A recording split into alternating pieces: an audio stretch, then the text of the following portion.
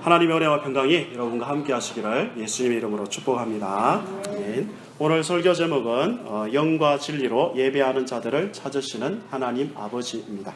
영과 진리로 예배하는 자들을 찾으시는 하나님 아버지입니다. 최근 10년 사이에 우리 조국 교회 가운데 유행했던 슬로건들이 있습니다. 여러 가지겠지만 그 중에 예배에 감격이 있는 땡땡교회, 혹은 예배에 목숨을 걸라, 주로 이런 슬로건들이 유행했던 적이 있고 지금도 이 내용은 진행되고 있습니다. 이런 슬로건이 등장하게 된 배경은 그 형식적이고 화석화된 예배와 또 개인적인 환경과 상황에 의해서 뒷전으로 밀려난 예배의 우선순위를 회복하고자 하는 열망에서 이제 기인된 것입니다. 이때 당시란 한 15년에서 20년 전을 의미합니다. 그때 나왔던 CCM 중에 다윗과 요나단이라는 팀이 불렀던 노래 중에 이런 믿으면 안 돼 하는 약간 풍자적인 가사의 노랫말이 있습니다. 제가 빨리 한번 읽어드릴게요. 예배 시간에 꼭 5분씩 거저 헐레벌떡 뛰어가는 성도, 주일학교 공가를 교회 가는 버스 안에서 한번 읽어보는 교사, 남들은 직분마다 봉사하는데 수년이 지나도 그대로인 나중된 자, 이런 믿음은 주님이 원하지 않죠. 안 돼요, 안 돼. 안 돼요, 안 돼. 주님이 원하지 않죠. 이게 1절 가사입니다. 2절, 성가대 연습 제대로 안 하고 이상한 소리 내는 성가대원. 설교 시간 처음부터 졸기 시작해서 축도할 때 정신이 드는 성도. 헌금을 준비 않고 지갑 속에서 1,000원짜리를 기막히게 찾아내는 그런 성도. 이런 믿음은 주님이 원하지 않죠. 안 돼요, 안 돼. 주님이 원하지 않죠. 이렇습니다. 3절 가사는 여기에 벌써 이 노래가 얼마나 오래됐는지를 보여주는 내용이 나오는데, 예배 시간에 삐삐 소리로 모두의 눈총을 받는 성도, 교회 일을 상의할 때 반대를 위한 반대로 분위기 망치는 성도, 교회 문 나갈 때 주님과 작별하여 생활 속에서 주님과는 별거하는 성도. 이런 믿음은 주님이 원하지 않죠. 안 돼요, 안 돼. 주님이 원하지 않죠. 후렴 가사에 뭐라고 되어 있냐면, 우리의 예배는 감격이 있어야 하는데, 우리의 봉사는 사랑이 넘쳐야 하는데, 우리의 믿음은 생명이 있어야 하는데, 안 돼요, 안 돼. 선생님, 집사님, 장로님, 여러분, 성도님, 성가대 여러분. 가사가 이렇게 끝나요. 예배 시간에 꼭 5분씩 늦어 헐레벌떡 뛰어가는 성도. 이렇습니다. 한번 십시오 찾아보세요. 유튜브에 나와 있어요. 여러분 믿음은 어떠세요? 안녕하십니까? 여러분의 예배는 어떻습니까? 어떻게 거룩한 감격이 있으신가요? 그런데요, 지금부터 잘 들어야 됩니다. 이런 표현에도 제가 금방 뭐라 그랬냐면, 여러분 예배는 어떻습니까? 감격이 있으십니까? 이렇게 질문했는데, 이 표현에도 우리가 쉽게 놓쳐버리고 있는 치명적인 문제가 있습니다. 무슨 문제냐? 그것은 다름 아닌 예배다운 예배의 척도가 우리라는 사실입니다.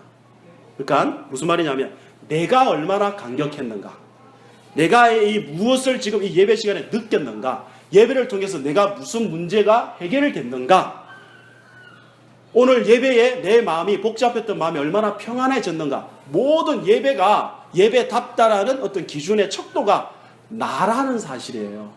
이게 바르다는 거예요? 잘못됐다는 거예요? 잘못됐다는 거예요. 그러니까 예배에 감격이 있는 교회, 물론 궁극적으로 따지면 반드시 그렇게 돼야 되지만, 그러나 근본적인 내용으로 올라가서 생각해보면 천천히 심각한 문제가 있는 표현이다 이겁니다. 만일 이런 것이 진정한 예배다운 예배의 척도가 될 수 없다면, 도대체 성경이 말씀하시는 예배가 무엇이고 어떠해야 되는지를 지금부터 살펴보도록 하겠습니다. 지금 이 요한복음 4장 문맥은요, 예수님 일행이 남쪽 유대에 계셨어요. 유대 지역의 2000년 전의 상황은 지도가 어떻게 되어 있느냐면, 남쪽이 유다고요, 북쪽이 갈릴리고요, 그리고 남쪽과 북쪽 그 사이에 또 다른 중부 지방이 있는데 그게 사마리아입니다. 그래서 요 남쪽 유다에서 북쪽 갈릴리로 가려면 다이렉트로 통과하는 길이 있는데도 불구하고 유다인들은 절대 이 사마리아 중부 지방을 통과하지 않았습니다. 어떻게 갔느냐? 지도를 보면 이스라엘 나라 지도에 갈릴리가 있고 밑에 사해가 있고, 그 갈릴리와 사해를 연결시키는 강이 있는데 요단강이거든요. 그 요단강 동편을 쭉 따라서 올라가는 겁니다. 그래서 저 북쪽 갈릴리 갔다가 또 일 보고 나서 다시 요단강 따라서 어디로 내려오느냐? 유다로 내려왔습니다. 우리로 굳이 표현하자면 목포에서 서울 가려면 무슨 고속도로 타면 되죠? 네, 서해안 고속도로 타면 되죠. 근데 어떻게 한다고요? 남해안 고속도로 타고 그 다음에 남해안에서 저 강릉까지 해안도로 타고 강릉에서 어떻게 한다고요? 네, 영동 고속도로 타고 서울 온다 이 말입니다. 네, 그러니까 얼마나 많은 시간을 허비했으라도 죽었다 깨어나도 절대 어디만은 통과하지 않겠다? 사마리아만은 통과하지 않겠다 그랬다고요. 왜 그랬냐면 유대인과 사마리아인들은 예로부터 서로 교제하지 않았기 때문입니다. 성경에 보시면 4장 9절에 이는 유대인이 사마리아인과 상종하지 아니함이었더라 이렇게 되어 있습니다. 왜 상종하지 않았느냐? 역사적 배경이 있어요. 이게 좀 길더라도 잠시 들어보세요. 빨리 해볼 테니까. 이스라엘의 1대 왕이 누구냐면 사울이고 2대 왕이 다윗이고 3대 왕이 솔로몬입니다. 그런데 솔로몬 이후에 나라가 남쪽 북쪽으로 나뉘어지게 돼요. 남쪽은 유다고 북쪽은 이스라엘입니다. 당시 북쪽 수도가 어디냐? 사마리아였고요. 남쪽 수도가 어디예요? 예루살렘이었습니다. 그런데 북쪽 초대왕이 누구냐? 여로보암이었습니다. 근데 여로보암이 하나님의 말씀 잘 순복하고 그 율법의 기초에 나라를 잘 다스렸으면 참 좋았을 텐데 안타깝게도 그렇게 하지 못했고 초기부터 문제가 틀어졌어요. 하나님으로부터 떠나버리게 되는데 무슨 일을 하게 되느냐면 원래 이스라엘 백성들은 남쪽 유다 예루살렘에서 예배하도록 되어 있거든요. 율법에 명시되어 있습니다. 그런데 그렇게 하지 않고 어디다가 이 예배 성소를 만들었느냐면 북쪽에 제일 남단에 있는 지역 베델 들어보셨죠? 거기다가 제단을 쌓고 그 다음에 북쪽에 제일 끝들이 북쪽에 단이라는 곳이 있어요. 그래서 북쪽 이스라엘을 표현할 때 베델과 단 이러면 남쪽부터 북쪽 전체를 이야기하는 건데 거기다가 두 군데다가 단을 만들어 놓고 거기 단 만들어 놓고 또 뭐라 그러느냐 우상을 만들어서 금송아지 우상을 만들었는데 그 우상에다가 뭐라고 이야기하느냐면 이 송아지가 말하자면 너희를 애굽 땅에서 인도하여 낸 너희의 신이라 너희의 여호와라 이렇게 선포를 한 것입니다. 아시겠죠? 그리고 제사장은 어느 지파만 할 수 있죠? 이스라엘 12지파인데 제사는 어떤 지파만 할 수 있죠? 레위 지파만 할 수 있습니다. 그런데 아무나 시켜줬어요. 돈 받고 성직 매매를 했습니다. 원래 이스라엘에는 대속죄일이 있어요. 특별히 7월달이 중요합니다. 이스라엘 절기로 7월달이 중요한데 이 사람들은 또 날짜 살짝 바꿔가지고 8월달로 한 달 사이에 간격을 두고 또 날짜 정해서 예배하게 한 것입니다. 그러니까 이 여로보암이 초기부터 아예 하나님의 율법과 정면적으로 대치하여서 거슬러서 자기의 권력을 유지하고자 한 것입니다. 왜 그런 방편을 이렇게 계책을 마련하게 되었느냐면 성경에 이렇게 열왕기상 12장에 가면 나와 있는데 만약에 이 북쪽에 있는 이 사람들이 지금 12지파 중에 10지파가 지금 북쪽 나라를 형성하고 있는데 이 사람들이 절기 때마다 이스라엘은 기본적으로 3대 절기가 있고 그 외에도 이스라엘 백성들이 예루살렘에 가야 될 때가 많거든요. 그러면 끄떡하면 어디로 가야 돼요? 남쪽에 갔다 와야 돼요. 남쪽에 가가지고 계속 왔다 갔다 그러면 정통성이 어디 있습니까? 남쪽에 있거든요. 그래서 왔다 갔다 그러다 보면 이들의 마음이 남쪽 왕인 르호보암에게로 분명히 돌아갈 거다.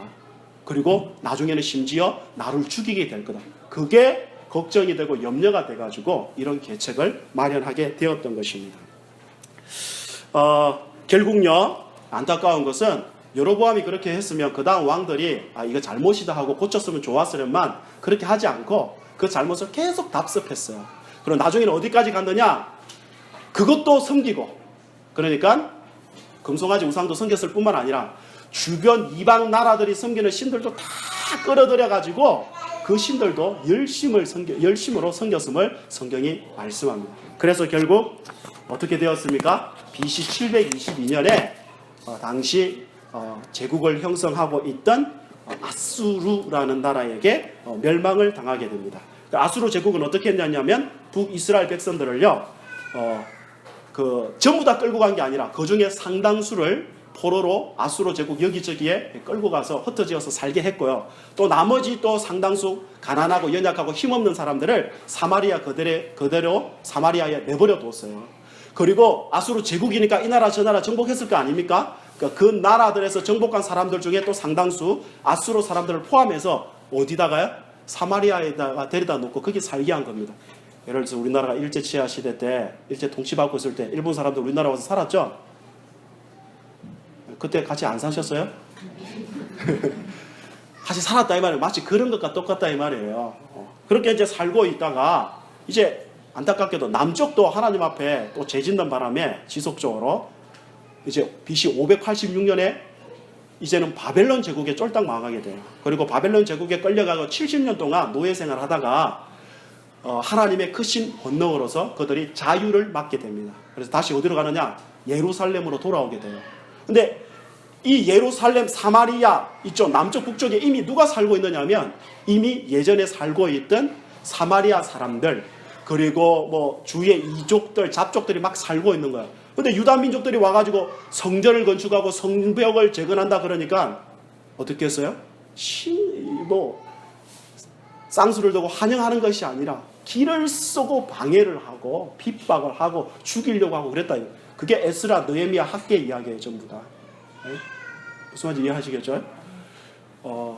그런데 그런 방해 공작에도 불구하고 하나님의 은혜 가운데 BC 515년에 남쪽 유다 사람들이 성전을 건축하게 돼요. 그게 제2의 성전, 서룹바벨 성전이죠. 그죠? 여기에 작업을 받은 나머지 사마리아 사람들도 약 120년 정도 후쯤에 사마리아에다가 그쪽에 이제 그리심산이라고 있어요. 이 그리심산은 이스라엘 백성들이 출애굽해가지고 율법을 새겨가지고 나중에 율법을 선포했던 산입니다. 축복을 선포했던 산, 그리심산. 이 정도 이야기하면 이런 내용들을 알고 있어 이러면 성경을 읽은 거예요. 그 산에 가가지고 이제 어때요? 그 산에다가 또 성전을 건축했어요. 사마리아 사람들도. 그랬는데 BC 128년쯤에 요한 힐카누스라는 사람을 선두주자로 해서 그 유다 사람들이 사마리아에 있는 그 성전, 그리심산에 있는 성전을 파괴해버렸습니다. 그러면 파괴해버렸다는 것은 뭘 의미하느냐 하면 예전에도 베델과 단, 하나님이 명하시지 않는 예루살렘이 아닌 엉뚱한 데다가 단 쌓아가지고 예배하는 바람에 우리 이렇게 힘들게 되었는데 또 그런 짓을 하느냐. 그래서 파괴해버렸어요. 그 말은 뭘 담고 있느냐 하면 너희 사마리아인들이 예배하는 거는 그걸 하나님 안 받으신다. 그들의 예배를 완전히 깡그리 무시해버린 것입니다. 자, 사마리아 입장에서 기분 좋을까요? 나쁠까요? 나쁜 정도가 아니죠. 완전히 앙숙 중에 앙숙 중입니다. 이런 감정들이 쌓이고 지금 쌓여온 중이다 이겁니다. 그러니 서로 교제 잘 하겠습니까? 안 하겠습니까? 우리나라도 뭐 일본하고는 이상하게 애들은 아무것도 모르는데도 불구하고 하여튼 감정이 좀 안 좋습니다. 그죠? 그리고 북한하고 뭐 한 동포라 맨날 그렇게 이야기하지만 그래도 뭔가 아직 앙금이 남아있는 것으로 보입니다. 하여튼 유다하고 사마리아는 감정이 좋아할 리가 없었어요. 그래서 교제를 안 했던 겁니다. 예수님은 이런 상황을 알까요? 모를까요? 그 누구보다도 잘 알고 있습니다. 그 누구보다도. 그런데요, 예수님이 4장 4절에 보면 사마리아를 통과하여야 하겠는지라. 여기 헬라 원어로 보면 신적 의지의 표현이 드러나 있어요. 용어 자체가. 신적 데이라는 단어인데 데이라는 단어가 신의 의지를 표현할 때 쓰는 전형적인 표현이거든요. 그러니까 예수님은 의도적으로 지금 그 지역을 통과하려고 하는 것입니다. 왜 통과하려고 하느냐 하면 한 여인을 만나주기 위해서입니다. 그래서 그가 먼저 우물에 가가지고 그 여인을 기다리고 있었어요. 당시 우물에 오는 사람들은요 대낮이 않아요. 너무 더우니까. 언제쯤 와요? 우리 야곱의 우물의 사건에서 아는 바처럼 저녁 때쯤 해가 뉘어지기 전에 좀 그늘졌을 때 그때 우물에 와서 이제 그 양들 물 먹이고 이렇게 하는 거거든요. 그런데 이 여자가 대낮에 왔습니다. 왜 그렇죠? 이 여자는 표현하자면 그 사회에서 아웃사이더 중에 아웃사이더입니다.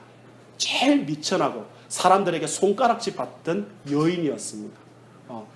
5명의 남자로부터 버림을 받았습니다. 지금 6번째 남편과 살고 있지만 사실 본인 스스로 내 남편이라고 생각도 못하고 있는 그런 지금 상태입니다. 사람들이 얼마나 손가락질 하겠어요. 그런데 물 들어갔더니 한 유대인 남자가 앉아있는 거예요. 그리고 자기한테 말을 걸어요. 절대 말 걸지 않습니다.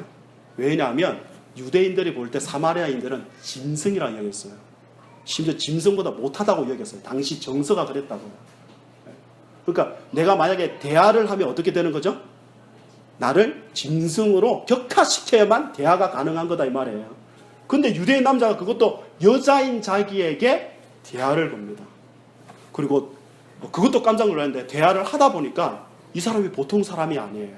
처음에는 한 유대인 남자였는데 이야기를 나누다 보니까 오늘 19절에 표현하듯이 당신 내가 보니 선지자 같아 보입니다.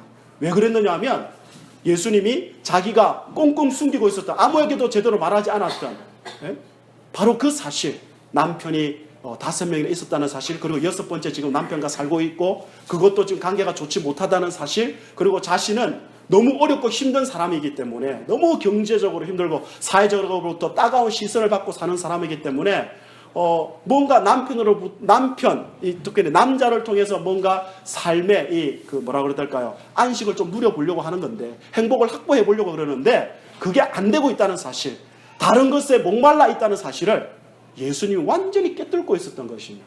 그러니까 이런 거를 단번에 보자마자 몇 마디 대화를 나누고 알 수 있는 존재는 선지자밖에 없거든요. 그러니까 당신 내가 보니 선지자 같아 보입니다. 라고 지금 말하게 된 것입니다. 그래서 선지자 같아 보이니까 이 여인이 이제 유대와 사마리아인들이 가지고 있던 바로 해묵음, 바로 그 문제, 우리나라를 굳이 표현하자면 위안부 같은 문제, 이런 문제를 지금 끄집어내기 시작한 겁니다. 그러면서 그 여인이 뭐라 그래요? 20절, 우리 조상들은 이 산에서 예배하였는데, 이 산은 그리심산입니다. 예배하였는데 당신들의 말은 예배할 곳이 예루살렘에 있다 하더이다, 이겁니다. 이제 그랬더니 예수님이 지금 뭐라고 말씀하시느냐 하면, 그래서 예배가 이제 더 이상 장소나 형식의 문제가 아니라고 지금 말씀하십니다. 여인은 지금 장소의 문제를 거론했지만 예수님은 그 다음 내용을 보면 때에 대한 문제를 거론하십니다. 때요. 여기 잘 보십시오. 이제 보십시오. 자, 21절입니다. 같이 한번 읽어볼게요. 21절 시작. 예수께서 이르시되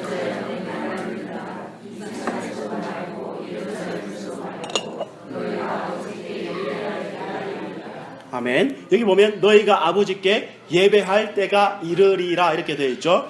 23절에도 보면 아버지께 참되게 예배하는 자들은 영과 진리로 예배할 때가 오나니 곧 이때라. 그러니까 뭐에 대해서 이야기했어요? 때에 대해서 지금 이야기했습니다. 요한복음을 여러분이 처음부터 끝까지 읽어보면 우리가 다 한번 했지 않습니까? 거기 보시면 예수님께서는 종종 자신의 때에 대하여 말씀하십니다.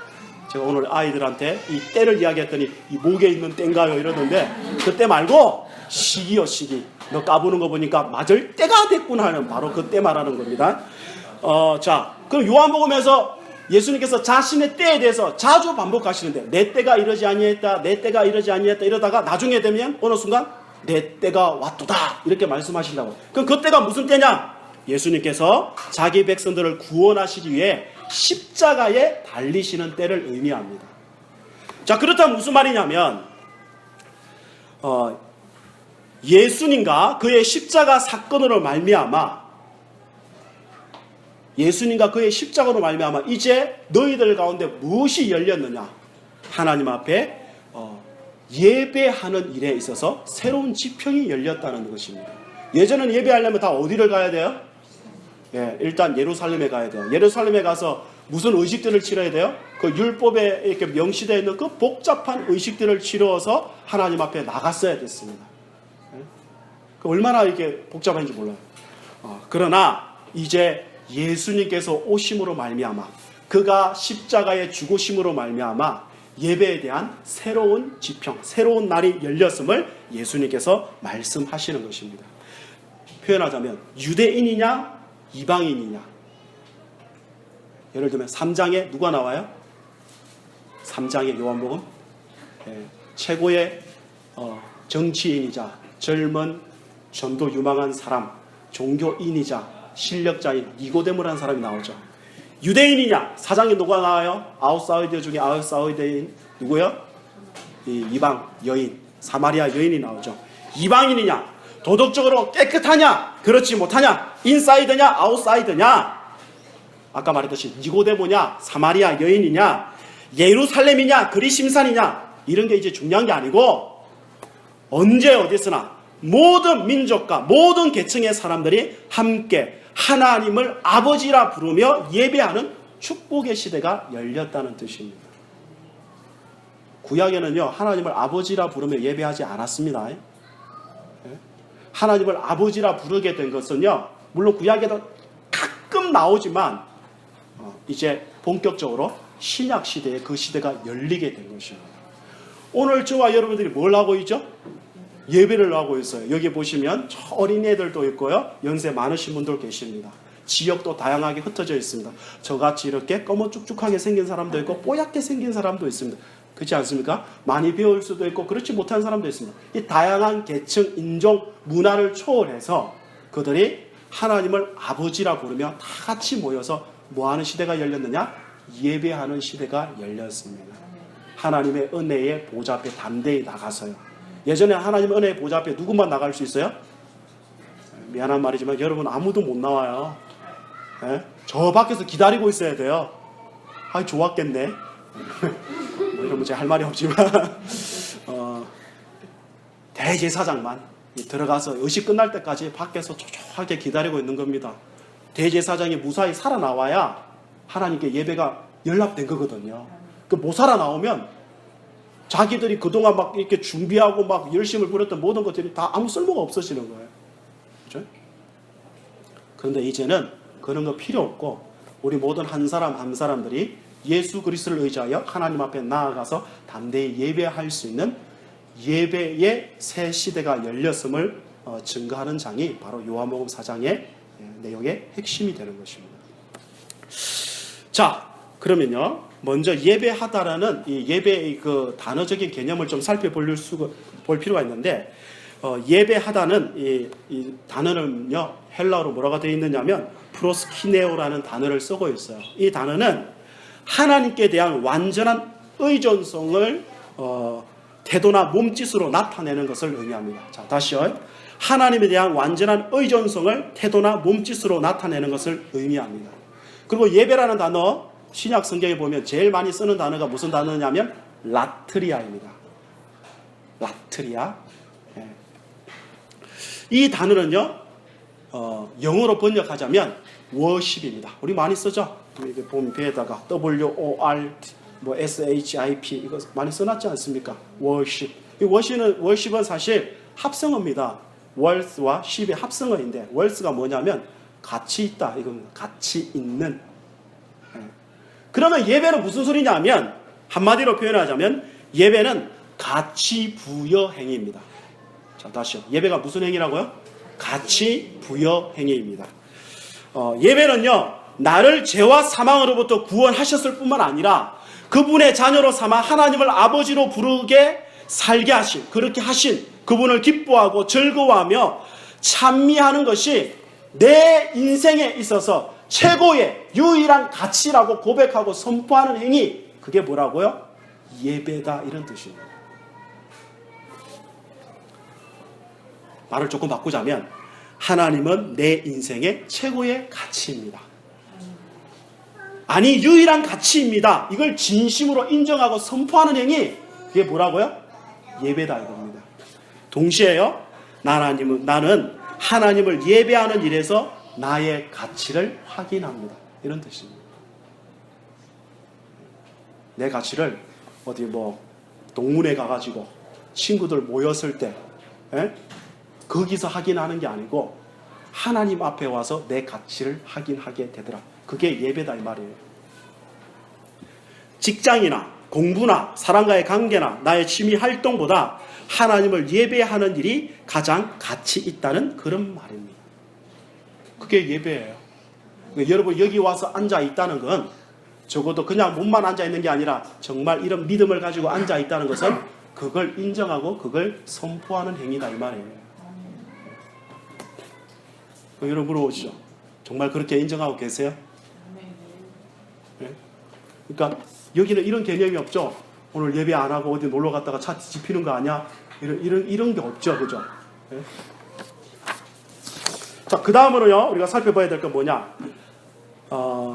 하나님 아버지께서 당신을 예배하는 자들을 찾아오셨는데, 당신을 예배하되 어떻게 예배해야 된대요? 23절에도 24절에도 두 번 표현되어 있죠. 뭐라고요? 영과 진리로 예배해야 된다. 이런 자들을 하나님이 찾으신다. 이렇게 되어 있지 않습니까? 영과 진리로요. 자, 그럼 영과 진리가 무엇을 의미하는지를 살펴야 되는데, 영은 퓨뉴마라는 단어를 쓰고 진리는 알레테이아라는 단어를 씁니다. 이 단어들은요, 헬라에서 제일 기초적인 단어입니다. 영어로 치자면 보이 뭐 이런 거 있죠.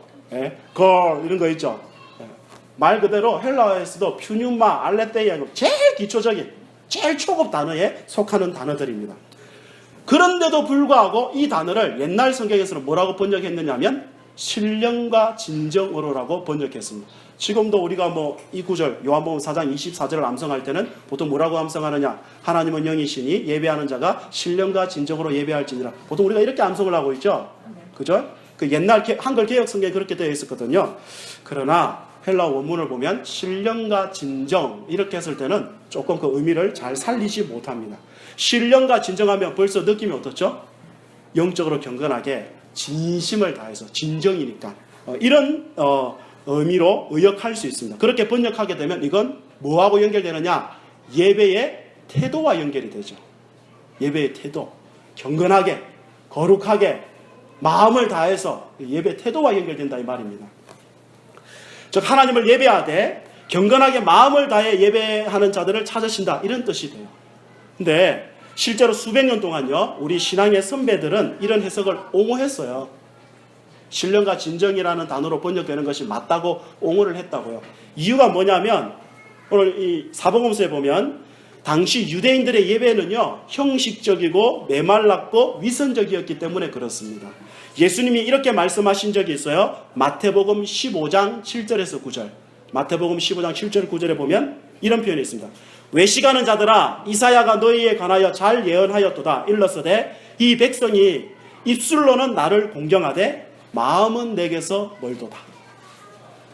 사람의 계명으로 교훈을 삼아 가르치니 나를 헛되이 경배하는도다 하였느니라. 뭐라고 되어 있다고요? 입술로는 나를 공경하되 마음은 뭐하다고요? 내게서 멀도다. 그들의 예배가 그랬다고요. 그들의 의식 자체가. 하지만 20세기 넘어서 많은 신학자들과 목회자들은 그 해석보다는 여기서 영은 뭘 의미하느냐? 영은 전부 다 신약 성경에 보면 거의 99.9% 표현하자면 성령을 의미합니다. 성령. 그리고 진리는요, 뭘 의미하느냐? 예수님과 그가 하신 말씀을 의미합니다. 문법상으로 볼 때 성령 안에서 그리고 진리 안에서 이렇게 되거든요. 엠퓨니마티 카이 그리고 알레테이아 이렇게 되어 있거든요. 그렇게 되면 그저 번역하자면 성령 안에서 그리고 진리 안에서 이렇게 되는데, 이게 문법상으로 또 다르게 번역이 가능해요. 어떻게 가능하냐면 성령 곧 진리 안에서 이렇게 번역이 될 수 있다 이 말이에요. 그러니까 성령과 진리는 요한복음 전체에서도 자주 한 쌍을 이루게 되죠. 자, 성령이 오셔서 무슨 일 한대요? 우리 가운데 뭘 가르치신대요? 진리를 가르치신다 그러죠. 요한복음 14장 15장 16절에 보시면요. 그래서 성령 곧 진리 혹은 성령 안에서 그리고 진리 안에서 이렇게 번역하는 것이 맞다고 여겨집니다. 그럼 이걸 좀 더 구체적으로 설명을 하자면요. 성령 안에서 예배한다는 게 뭘 의미할까요? 성령 안에서 그러면 또 우리나라에 또 한때 휩쓸었던 어떤 은사주의 운동에 힘입어가지고 무슨 직통 계시를 받는다든지 방언을 한다든지 혹은 예언을 한다든지 초월적인 은사가 힘있게 나타나는 그런 예배를 의미할까요? 지난주에 그것이 알고 싶다 보니까 베레아파 보니까 막 그냥 이렇게 치고 내려가니까 쫙 쓰러지고 이러던데 혹시 보셨나요? 그런 거 의미할까요? 아니면 고요하고 차분한 예배보다 아주 열정적으로 그렇게 열정적인 태도로 예배하는 것을 의미할까요? 성령으로 예배한다는 게 뭘 의미할까요? 참 모호해요. 왜 모호하느냐면 하나님께서 이것이 성령 안에서 예배하는 예배야 그렇게 샘플을 보여주신 적이 없기 때문에 그렇습니다. 그런 거 보신 적 있으세요? 없어요. 그러니까 성령 안에서 예배한다는 건 참 모호해요. 그러면 도대체 어떻게 해야 되는가 했을 때 이 말씀에 나타나 있는 의미를 조금 추적해보면 어느 정도 그 뜻이 드러나게 되는데요. 먼저 예수님은 성령 안에서의 예배를 다음과 같이 정의하셨습니다. 4장 24절 하나님은 영이시니 예배하는 자는 성령과 진리 안에서 예배할 것이니라. 그러니까 우리 주님은 예배하는 자가 성령과 진리 안에서 예배해야 될 근거를 어디 두었느냐 하면 어디 뒀어요? 어디 뒀어요? 제가 지난주에 교회 올 때 뭘 들고 오라 그랬죠? 그건 또 기억하고 계시네요. 뇌를 들고 오라 그랬는데 자, 머리를 돌려보세요. 예배해야 될 성령과 진리로 예배해야 될 근거를 어디 뒀느냐면 요한복음 4장 24절에 답이 있어요. 어디 뒀어요? 영과 진리로 예배해야 됩니다. 왜요? 하나님은 영이시니까요. 하나님이 영이시기 때문에 뭘로 예배해야 된다고요? 영으로 예배해야 된다고 말씀합니다. 하나님이 영이시다 그랬을 때 그러면 이건 뭘 의미하느냐면 육체가 아니시다, 인생이 아니시다 이런 뜻입니다. 기본적으로. 이런 의미에서 생각해 본다면 이것은 무슨 의미냐? 사람이 본성적으로 쫓는 육체적 방편들로 예배할 수 없다는 뜻입니다. 무슨 말이냐면 자, 타 종교 이런 데 가보시면요, 본성적으로 종교들이 있죠. 그 종교들에서 예배하는 어떤 모습들을 보세요. 의식이 굉장히 복잡합니다. 단순한 의식도 거의 없습니다. 그리고 열과 성의와 치성을 다 드리는 모습들을 볼 수 있죠.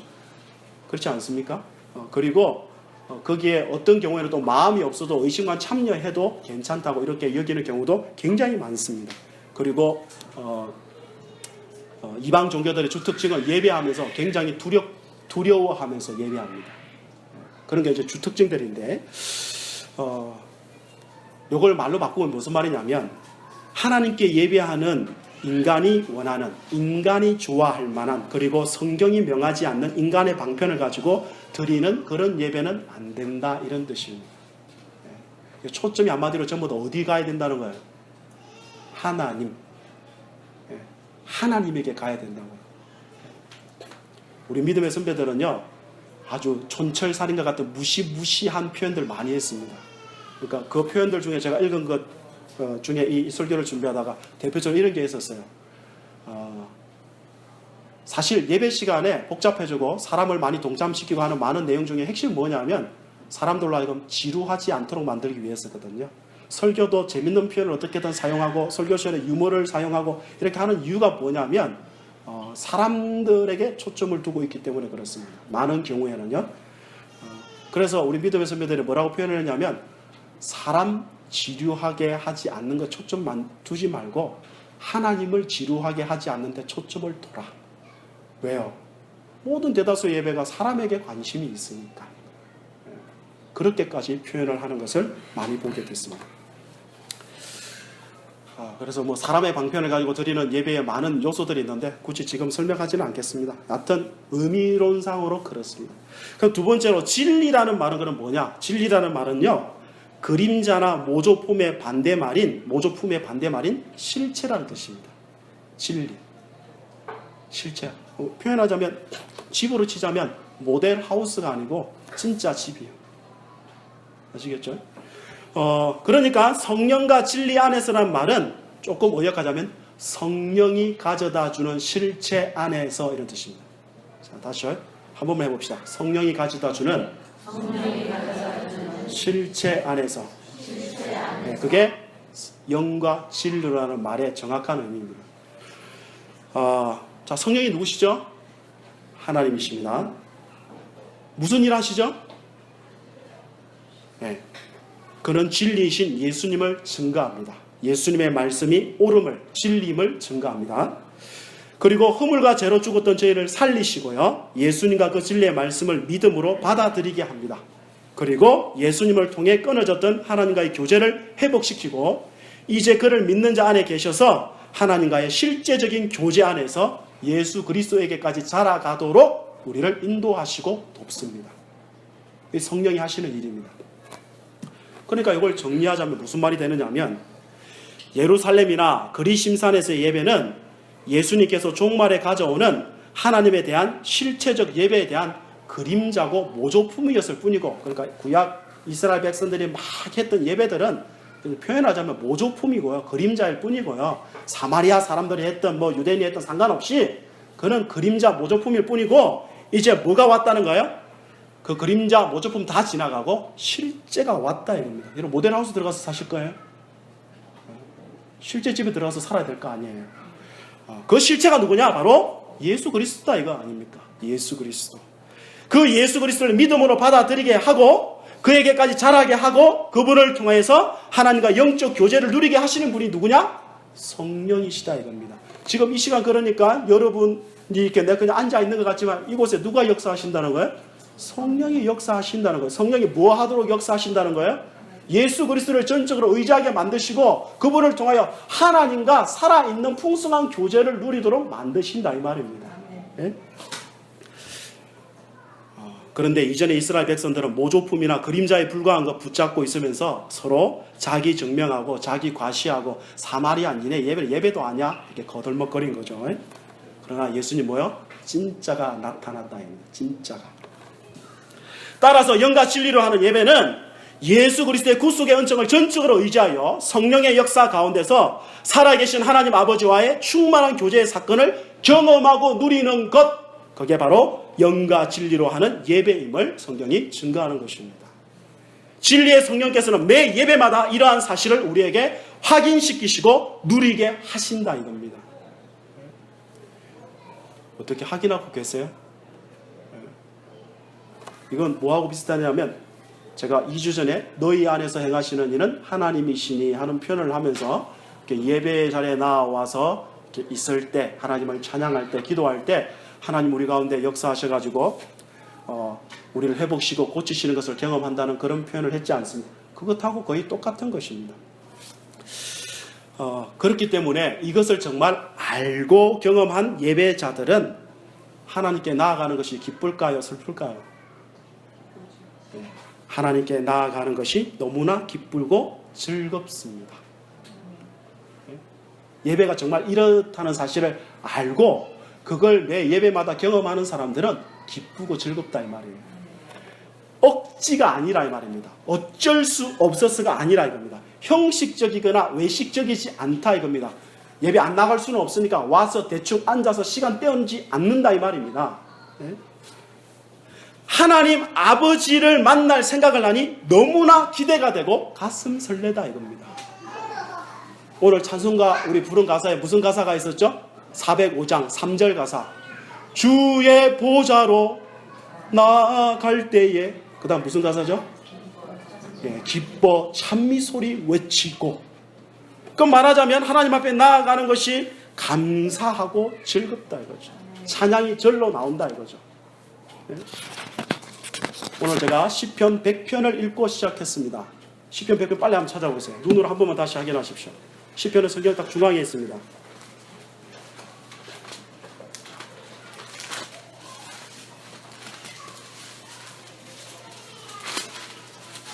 자, 우리 한 목소리 빨리 한번 같이 읽어볼게요. 이 시인의 벅찬 감격을 한번 생각을 해보시고 상상력을 발휘해서 시편 100편입니다. 시작. 온 땅이여 여호와께 즐거운 찬송을 부를지어다. 기쁨으로 여호와를 섬기며 노래하면서 그의 앞에 나아갈지어다. 여호와가 우리 하나님이신 줄 너희는 알지어다. 그는 우리를 지으시니요 우리는 그의 것이니 그의 백성이요 그의 기르시는 양이로다. 감사함으로 그의 문에 들어가며 찬송함으로 그의 궁정에 들어가서 그에게 감사하며 그의 이름을 송축할지어다. 여호와는 선하시니 그의 인자하심이 영원하고 그의 성실하심이 대대에 이르리로다. 아멘. 여기 표현들을 보세요. 기쁨으로, 기쁜 노래로, 그죠? 감사함으로, 찬양함으로 그에게 나아가자. 이거 아닙니까? 왜요? 너희는 밝히 알아라. 여호와가 우리 하나님이시다. 까부지 말라. 지금 엄청난 지금 자부심과 감격과 담대함이 있습니다. 하나님 누군지 아느냐? 그 하나님이 우리 집 왕이시다. 그분이 우리 목자다. 그분이 우리를 당신의 백성으로 삼아 우리를 빚어가고 계시다. 이네들 다 까부질 말라. 그리고 그분 선하시사. 그의 실패함이 없는 산업 우리 붙잡고 있다. 까부지 마라. 그리고 이 사실을 아는 자들은 기쁨으로 감사함으로 노래함으로 그분 앞에 달려나가자. 이게 시편 110편의 어떤 이 시인의 그 감격에 벅찬 찬송이거든요. 마치 어린아이들이 전적으로 자신의 아빠를 의존하면서 아빠와 함께 놀 때를 학수고대하는 것처럼 하나님을 만나 그분을 찬미하고 그분과 교제를 누리는 것이 그게 뭐라고요? 그게 바로 예배입니다. 근데 여러분에 물어보겠습니다. 시편 110편의 이 시인의 지금 예배를 향한 열망, 자세, 태도와 지금 여러분의 예배를 향한 마음과 자세와 태도는 어떤 차이가 있습니까? 동일하십니까? 상당한 거리가 있으십니까? 어떠십니까? 여러분 스스로에게 질문하셔야 됩니다. 여기서 주목해야 될 표현이 하나 더 있는데 그것은 뭐냐면 이제 다시 처음 오셨어요. 그것은 하나님 아버지께서 자신에게 예배하는 자들을 찾으신다고 그랬습니다. 찾으신다. 그죠? 여기서 찾으신다는 단어는요. 누가복음 19장 10절에 인자가 온 것은 잃어버린 자를 찾아 구원하려 함이라 하는 그때 인자가 잃어버린 자를 찾아 할 때 그 찾다는 단어랑 동일한 단어입니다. 그럼 무슨 말이냐? 그 누가복음 19장 내용은 예수님께서 삭개오를 찾아오신 것인데 삭개오를 찾아오신 것은 그를 구원하시기 위함이었죠. 마찬가지로 예수께서 사마리아 여인을 찾아오신 것은 그녀를 뭐하기 위하여? 성령과 진리로 예배하는 자로 삼으시기 위해서 찾아오셨다는 뜻입니다. 그러니까 우리를 구원하시는 목적, 예수 그리스도께서 십자가에 죽으셔서 우리를 구원하시는 목적의 핵심은 뭐가 있느냐? 예배다 라고 성경이 지금 말씀하는 거다 이겁니다. 그 여인을 찾아오셔서 그를 하나님을 예배하는 자로 삼으셨듯이 그 예배는 아까 뭐라 그랬죠? 영과 진리로 하는 예배. 뭐 하는 거라고요? 그 만왕의 왕 되신 그분이 우리 아버지가 되셔서 우리를 만나주시고 우리를 기뻐하시고 우리에게 말씀하시고 우리를 축복하시는 바로 그 현장, 그 현장을 누리고 경험하게 하는 바로 그 예배하는 존재로 그 여인을 부르시기 위하여 찾아오셨다 이겁니다. 그럼 마찬가지로 누구도 그렇게 찾아오신 거죠? 네. 저와 여러분들이 예수 그리스도의 구속의恩청을 믿는다면 동일한 내용으로 우리를 찾아오셨다 이것입니다. 그러니까 하나님 아버지를 영과 진리로 예배하는 것은요 하나님의 백성들에게 말로 형언할 수 없는 축복이며 또한 동시에 거룩한 책임임을 알 수 있는 것입니다. 그래서 마지막으로 적용을 하자면요. 이런 이해 속에 오늘 예배를 생각하면서 적용을 하자면 우리에게 있는 아주 소소한 문제들은요. 자연스럽게 해결됩니다. 예를 들면 예배 시간에 상습적으로 졸게 된다든지 아까 우리 노래처럼 5분씩 꼭 늦게 온다든지 예배가 빨리 끝나기만을 갈망한다든지 예배에 집중하지 않고 다른 것에 뭐 스마트폰을 만지작 거린다든지 엉뚱한 상상 속에 빠져 있다든지 예배를 뒤로 하고 들로 산으로 놀러 간다든지 하는 이런 행위들은요 자연스럽게 끊어질 수밖에 없다 이 말입니다. 예배가 정말 이런 사건이라면 하나님의 부요함과 충만함을 성령의 인도로 정말 부요하게 경험할 수 있는 사건의 현장이라면 그렇게 어떻게 밋밋하게 형식적으로 대충 그렇게 할 수가 있겠냐는 겁니다. 자연스럽게. 그러니까 제가 아까 영과 진리라는 이 번역을 따지고 내려온 마지막 결과적으로 신령과 진정으로 이렇게 이해할 수 있다고 했죠. 그 차원에서는 당연히 그 예배가 영과 진리의 예배로 표현될 수밖에 없는 거죠. 동시에 예배를 나올 때 우리는 전적으로 누구 의지해서 나가는 거예요? 예수님 의지해서 나가요. 니고데모 같이 똑바로 잘 사는 사람도 예수님 의지해야만 되는 거고요. 그래야 거듭나고 하나님이 용납하시는 거고요. 사마리아 여인처럼 자기 마음대로 실패하고 무너지고 자기 마음대로 비도덕적으로 산 여인도 결국 누구 의지해서 나가는 거예요? 예수 의지해서 나가는 거예요. 그러니까 이걸 우리에게 적용시키면요. 자, 여러분 일주일 동안 나름대로 평소보다 기도도 더 열심히 하고 하나님 말씀되게 충성되게 살고 이렇게 오신 분이 있습니다. 예배하러. 그러면 그 행위에 기초해서 예배하는 것입니까? 안 그렇습니다. 여러분이 그렇게 살고 왔으면 하나님께 감사하셔야죠. 하나님이 은혜 주셔서 내가 그래도 이런 삶을 살게 되었습니다 하며 주님을 찬미하는 것입니다. 여러분이 무너지고 비참하고 막 대충 살고 내가 생각해도 내가 스스로 부끄러운 그런 삶을 사셨습니까? 잘했다는 게 아니라 그런 자도 하나님 앞에 나오면 하나님 우리를 용납해 주십니다. 왜요?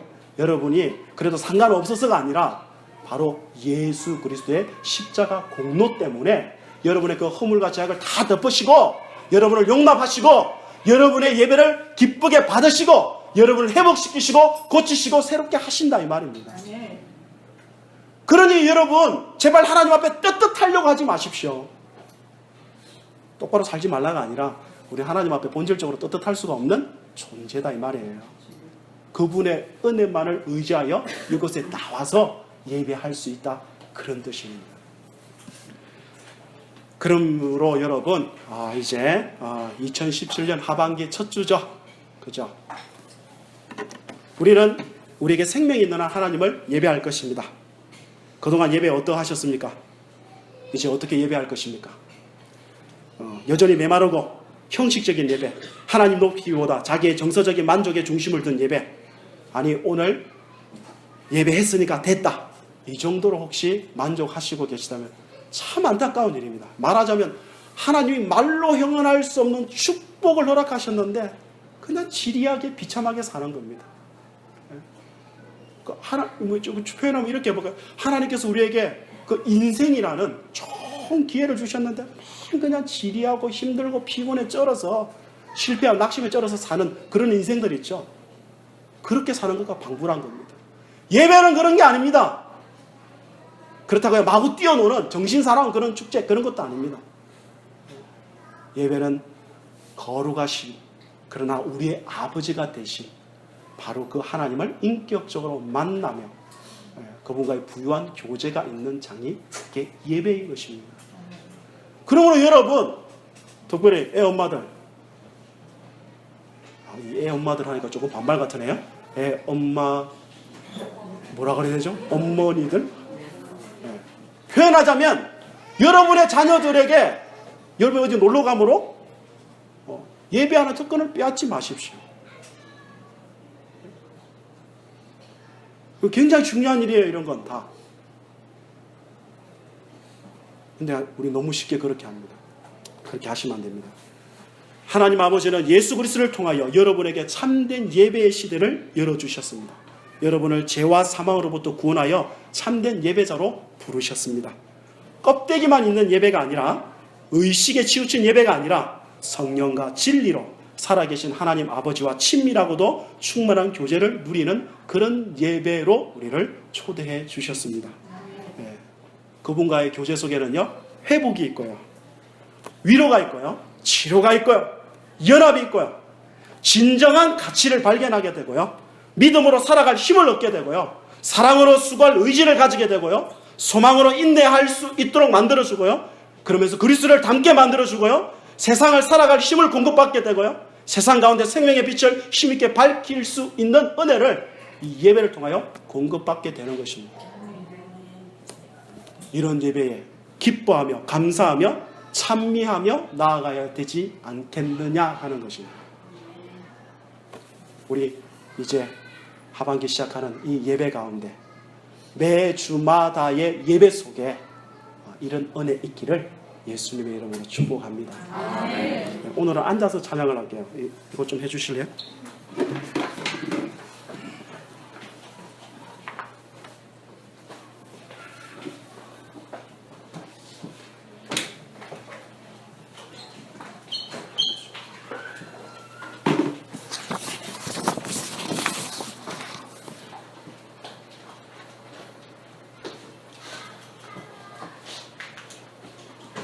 네, 먼저 저희가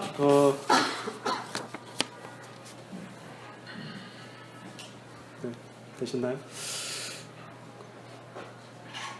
그거 말고 이제 하나 더 있을 겁니다. 네. 오늘은요, 우리 저희 찬양을 찬송가에서 선택하지 않았고, 복음성가에서 선택했습니다. 아침에 오늘따라 또 공교롭게도 예배 찬양 전 인도에도 예배에 대한 찬양을 하고 또 이렇게 중간 예배 중 찬양에도 부르신 곳에서 난 예배하네 이러면서 또 예배 찬양을 하고, 저도 또 오늘 또 예배 찬양에 예배합니다. 찬양을 골라왔고, 설교도 또 공교롭게도 예배에 대한 이 설교를 했습니다. 그래서 오늘 예배에 대해서 하는 내용인데, 우리 다 아는 찬양 두 곡 부를 거예요. 부를 건데, 먼저 기도를 하겠습니다. 먼저 기도를 하는데, 한마음 같이 기도를 하는데, 여러분, 우리가 이렇게 예배하게 된 것은, 오늘 내용을 그래도 여러분이 조금 알아들으셨다면, 예배하는 것은 무한한 축복입니다. 무한한 축복입니다. 바꿀 수 없는. 그 예배 행위는 하나님만이 최고의 가치입니다. 정말 고백하고 선포하는 행위입니다. 세상 그 어떤 일에도 밀리지 않는, 그 어떤 관계에도 밀리지 않는 내용이 그 예배입니다. 그 예배를 정말 주 예수 그리스도의 구속의 은혜를 의지하여 성령의 역사하심을 믿고 예배에 동참하면요, 하나님 아버지와의 풍성한 교제 속에 회복, 변화, 놀라운 은혜와 능력을 경험할 수 있게 되는 게 그게 예배입니다.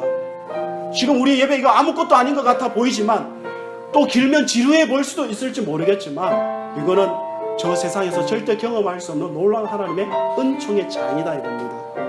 그런데 그동안 우리가 예배를 어떠한 마음과 태도로 해오셨는지 한번 좀 돌아보시고요. 오늘 시편 100편의 그 시인의 그 어떤 마음, 그 영적인 어떤 모습, 그 기쁨하니, 우리도 그러한 내용으로 하나님을 정말 예배하고 또 하나님을 누릴 수 있기를 정말 갈망해 봅니다. 하반기부터 우리 예배가 그렇게 되기를 원하는데요. 그런 이 결단과 또 그런 믿음을 가지고 이 시간 우리 한번 하나님을 찬양했으면 좋겠습니다. 완전하신 나의